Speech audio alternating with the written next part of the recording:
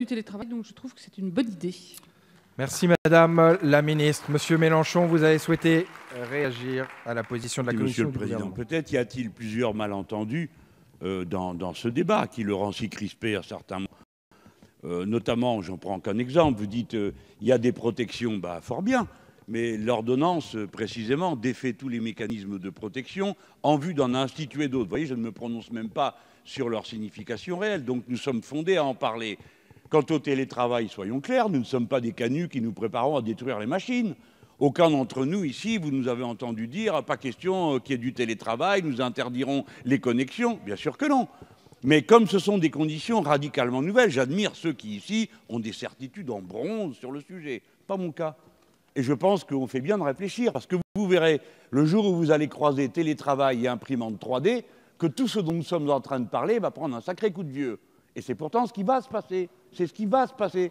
Donc autant qu'on prenne des précautions. Et vous voyez bien qu'on ne parle pas de la même chose. Si on parle du télétravail de celui, le cadre, qui est chez lui et qui travaille, qui trouve ça très bien, ben, peut-être. Mais nous savons tous que c'est un empiètement sur la vie privée. Quelqu'un qui dit le contraire ne l'a pas vécu. Mais quand vous êtes à des coworking, comme vous le dites tout à l'heure, c'est-à-dire des lieux de travail, télétravail collectif, c'est encore autre chose, parce qu'il s'agit du travail collectif, mais dépendant de plusieurs entreprises différentes.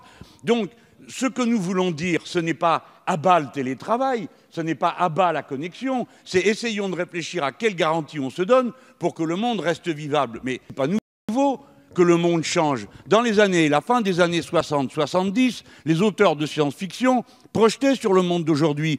Aujourd'hui, on parle des robots. Toute la discussion, elle a en quelque sorte déjà eu lieu dans les bouquins d'Asimov sur les robots. Eh bien, sur le télétravail et les gens qui ne voient jamais personne, parce qu'ils restent entre eux, vous avez les cavernes d'acier, je vous invite à le lire. Il imaginait que tout le monde deviendrait agoraphobe. Bon, ce n'est pas le cas.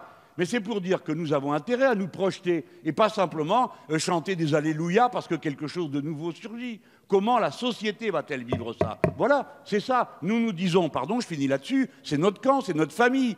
C'est vrai peut-être que vous nous trouvez exagérés à vouloir à tout prix nous garantir des protections. Mais nous ne voulons que ça, rien d'autre. Nous garantir des protections dont le rapporteur nous dit qu'elles existent, mais vous nous faites des ordonnances où il n'y en a plus aucune. Voilà Merci, le point de vue sous lequel nous nous